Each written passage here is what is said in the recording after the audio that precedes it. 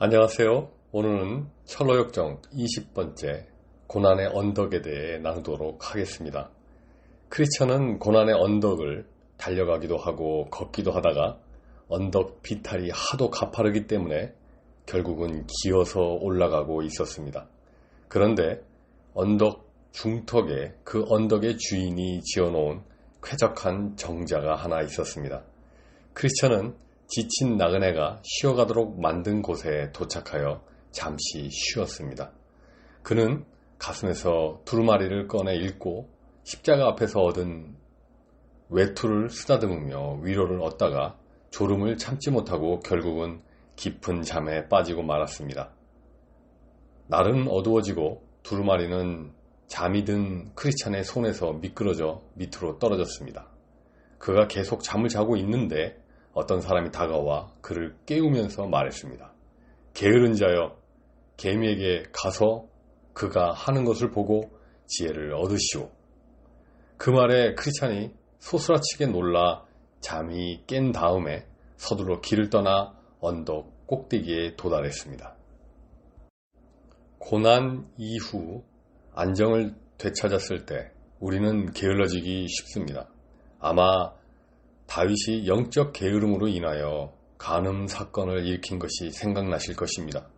영적 게으름에 빠지면 죄를 쉽게 용납하게 되고 조그마한 시험에도 두려워하거나 의심을 갖게 됩니다. 크리스찬이 언덕 꼭대기에 이르자 그를 향해 두 사람이 달려왔습니다. 한 사람은 티모로스, 겁쟁이였고 다른 한 사람은 미스트러스트, 의심이었습니다. 도대체 무슨 일입니까? 당신들은 반대 방향으로 잘못 달려가고 있지는 않습니까? 우리는 시온상으로 가는 중인데 갈수록 길이 험마해서 오던 길로 되돌아가고 있습니다. 그렇습니다. 저 앞에서 사자 2마리가 누워있는데 잠들었는지 깨어있는지는 알 수 없지만 틀림없이 우리를 잡아 먹을 것 같았습니다. 당신들의 말을 들으니 두렵군요. 그러나 어디로 가야 안전할까요? 겁이 나서 내 고향으로 돌아간다 해도 그건 역시 불과 유황으로 멸망하게 되어 있으니 나도 틀림없이 거기서 죽을 것입니다. 만일 하늘나라에 도달할 수만 있다면 나는 틀림없이 그 안으로 들어갈 수 있을 것입니다. 그러니 모험을 무릅쓰지 않으면 안 됩니다. 돌아가면 죽음만 기다리고 있을 뿐입니다. 앞으로 가다 보면 죽음의 공포가 나를 기다리고 있겠지만 그 너머에는 영원한 생명이 기다립니다. 그러므로 나는 앞으로 나아가겠습니다.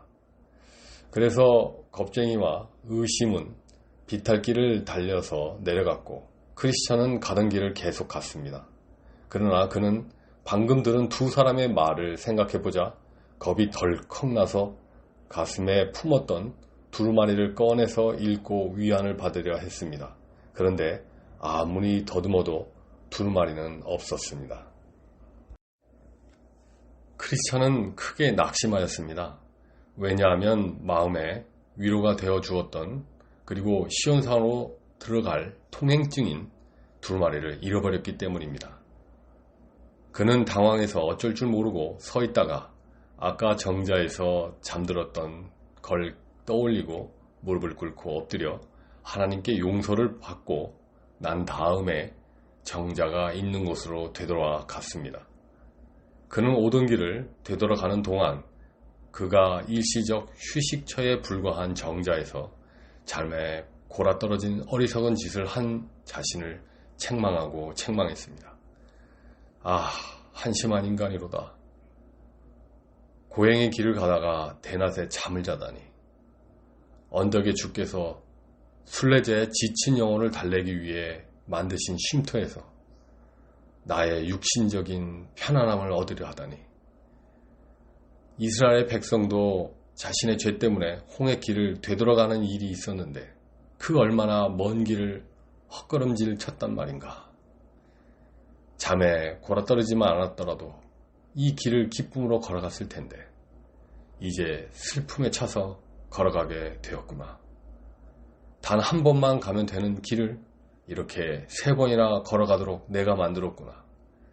게다가 날이 거의 저물어 이제 곧 밤이 다가오는구나. 이윽고 정자에 다시 돌아간 그는 긴 의자 아래쪽을 내려다보게 되었고 드디어 두루마리를 발견하게 되었습니다.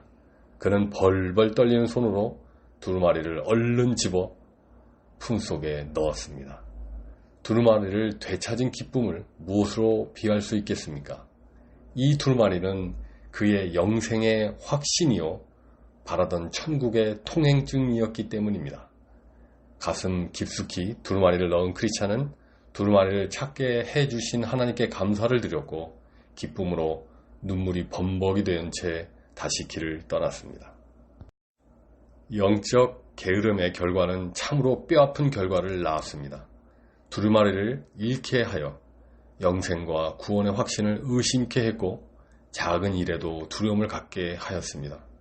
하나님께서는 이런 뼈아픈 과정을 통해 하나님의 말씀과 큰 구원의 은혜를 등한히 여기지 않게 하시며 마치 자식이 잘 되기를 바라는 아버지와 같이 고난의 언덕과 훈련을 통해서 크리스천과 더 밀접한 관계를 형성하십니다. 히브리서 12장 5절에서 9절 내 아들아 주의 징계하심을 경히 여기지 말며 그에게 꾸지람을 받을 때 낙심하지 말라.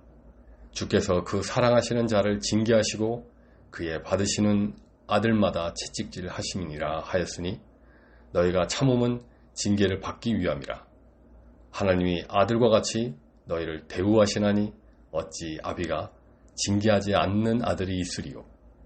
우리 육신의 아비가 우리를 징계하여도 우리가 공경하는데 하물며 우리 영의 아버지께 복종하며 살아야 하지 않겠는가.